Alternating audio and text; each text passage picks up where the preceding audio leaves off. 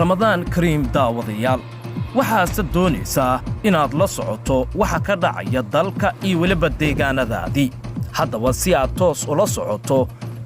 ka qaybgal oo ka dhiibo fikraddaada waxay kula tahay wararka aynu islamarkaa idinkaga soo dhirindhirinayno Live News Somali TV haddaba ha ka ilaabin si ay asxaabtaada u gaaraan like share iyo comment intaba waad ku mahadsan tahay daawashada iyo sheelgaraynta muuqaalkani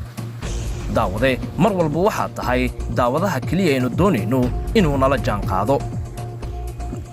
adigoo kaga qaybgalayo fikraddaada qadadka telefoonada aaraadaada sida toos adigoo ugu soo cabirayo waxay kula tahay barnaamijka ama wararka aynu islamarkaa miiska idin soo saarno